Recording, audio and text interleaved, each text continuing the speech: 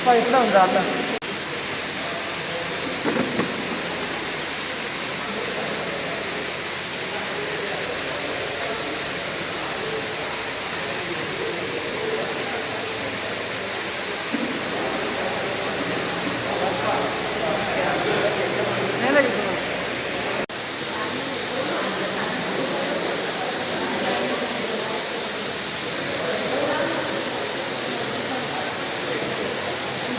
इस महामारी में और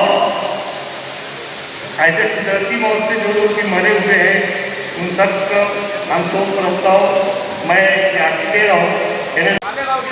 ऐसा है कि करोड़ों रुपया खर्चा करने वाले गरीब आवाम के लिए एक दाना कॉर्पोरेशन ने नहीं दी. यहाँ तक कि पुलिस डिपार्टमेंट ने जिसका संबंध नहीं है, पुलिस डिपार्टमेंट ने भी हजारों की संख्या में लोगों को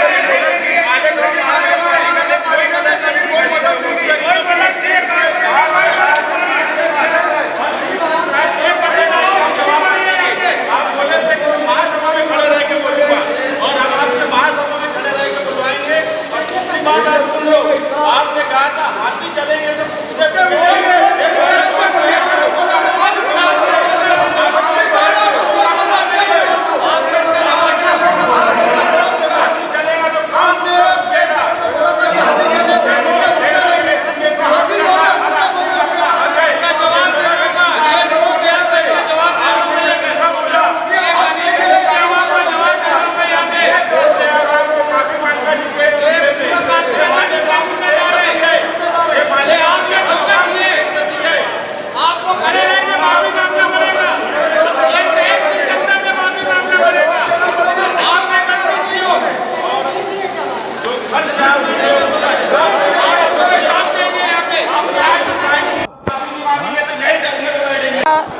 आज जो महासभा में 3 विषय का पास हुए ये बहुत ज़रूरी थे.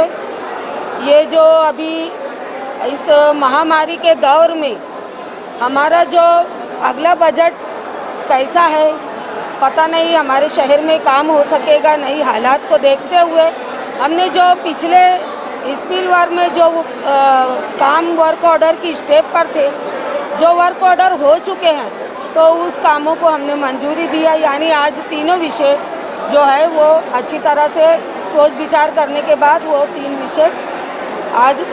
विषय को मंजूरी हुई.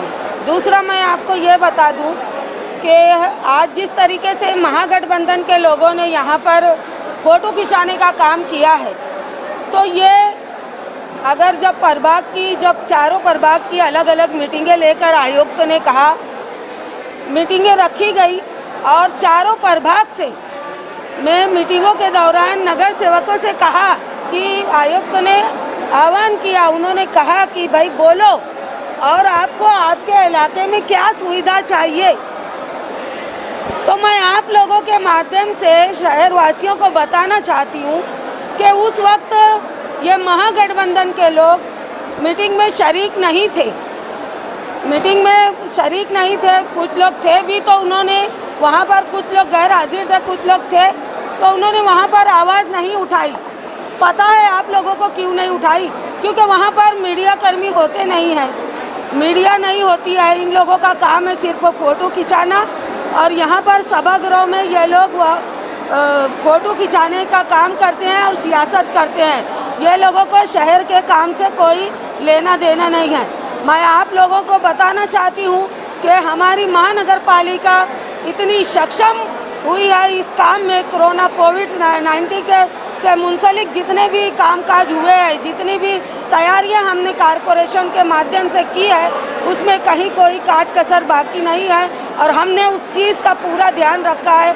हमारे दादाजी बुचे साहब थे, हमारे टोपे साहब यहाँ पर तशरीफ़ लाए और बहुत अच्छे ढंग से हमारे सेना और कांग्रेस के उप महापौर और मेयर ने मिलकर हम लोगों ने रोज़ाना कॉरपोरेशन में आकर हर स्पॉट पर जहाँ पर कोविड पेशेंट थे वहाँ पर जाकर हमने पूरी चेकिंग की है और वहाँ पर हमने देखा किसी चीज़ की कोई नहीं है। जो वाद आप लोग आज देख रहे हो ये सिर्फ फ़ोटो खिंचाने का काम कर रहे हैं, ये सियासत कर रहे हैं। अब जो आप लोगों को दूसरी कोई मालूमात और मिलनी चाहिए। जिस तरीके की इन लोगों ने यहाँ पर आज एक किट पेश कर आयुक्तों को दे करके इन लोगों ने जो फ़ोटो खिंचाया है, उसके लिए आप लोग आयुक्त से जवाब तलब करें। आज जो महासभा में 3 विषय का पास हुए, ये बहुत ज़रूरी थे। ये जो अभी इस महामारी के दौर में हमारा जो अगला बजट कैसा है पता नहीं, हमारे शहर में काम हो सकेगा नहीं। हालात को देखते हुए हमने जो पिछले स्पिलवार में जो काम वर्क ऑर्डर की स्टेप पर थे, जो वर्क ऑर्डर हो चुके हैं, तो उस कामों को हमने मंजूरी दिया। यानी आज तीनों विषय जो है वो अच्छी तरह से सोच विचार करने के बाद वो 3 विषय को मंजूरी हुई। दूसरा मैं आपको ये बता दूं कि आज जिस तरीके से महागठबंधन के लोगों ने यहाँ पर फ़ोटो खिंचाने का काम किया है, तो ये अगर जब चारों प्रभाग की अलग अलग मीटिंगें लेकर आयुक्त ने कहा, मीटिंगें रखी गई और चारों प्रभाग से मैं मीटिंगों के दौरान नगर सेवकों से कहा कि आयुक्त ने आह्वान किया, उन्होंने कहा कि भाई बोलो और आपको आपके इलाके में क्या सुविधा चाहिए।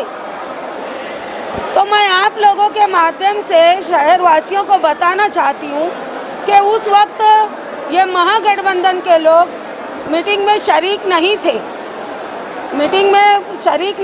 कुछ लोग थे भी, तो उन्होंने वहाँ पर, कुछ लोग गैर हाजिर थे, कुछ लोग थे, तो उन्होंने वहाँ पर आवाज़ नहीं उठाई। पता है आप लोगों को क्यों नहीं उठाई?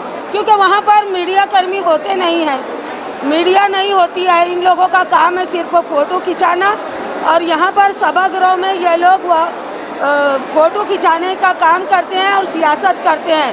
ये लोगों को शहर के काम से कोई लेना देना नहीं है।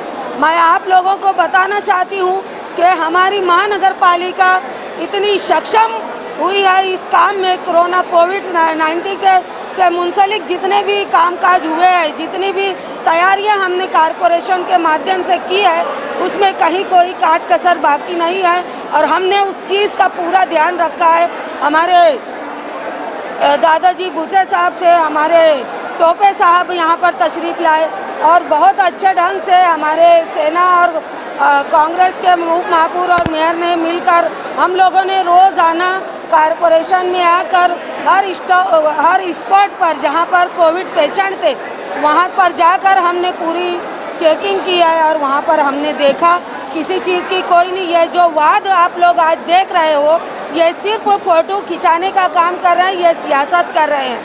अब जो आप लोगों को दूसरी कोई मालूमात और मिलनी चाहिए। जिस तरीके की इन लोगों ने यहाँ पर आज एक किट पेश कर आयुक्तों को दे करके इन लोगों ने जो फ़ोटो खिंचाया है, उसके लिए आप लोग आयुक्त से जवाब तलब करें। हमने जो है कोविड पे चर्चा हो ऐसा लेटर महापौर साहिबा को भी दिया और आयुक्त साहिबा को भी दिया। ये 5 दिन पहले के आयते वेड़ के विषय में कोविड पे चर्चा कर लो, अगर कोई फैसला नहीं भी करेंगे तो इतने हंगामी हालात में चर्चा होना चाहिए।